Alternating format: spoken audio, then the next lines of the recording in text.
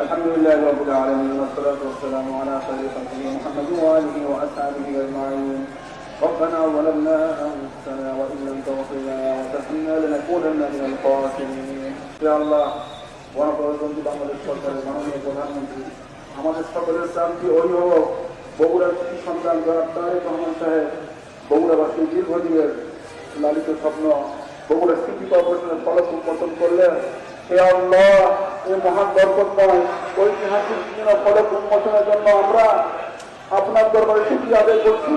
হে আল্লাহ, মহান স্বাধীনতার ঘোষক শহীদ প্রেসিডেন্ট জিয়াউর রহমান সাহেবের কবর সাথে দূর তারা পরিপূর্ণ করুন, তাকে জান্নাত ফিরদাউসের মেহমান হিসেবে আপনি কবুল মঞ্জুর করে নেন। আপনি কবুল মঞ্জুর করে নেন। ওয়াসাল্লাল্লাহু তাআলা আলা খায়রি খালকিহি মুহাম্মাদিন ওয়া আলিহি ওয়া আসহাবিহি আজমাইন।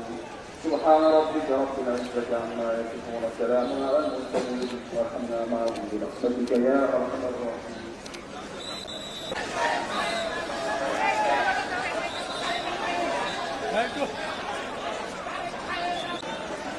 আপনাদের বগুড়াবাসী, বিশেষ করে বগুড়া শহরের মানুষের বহুদিনের একটি আশা ছিল, বহুদিনের একটি প্রত্যাশা ছিল যে বগুড়া শহরটি একটি সিটি কর্পোরেশন হবে।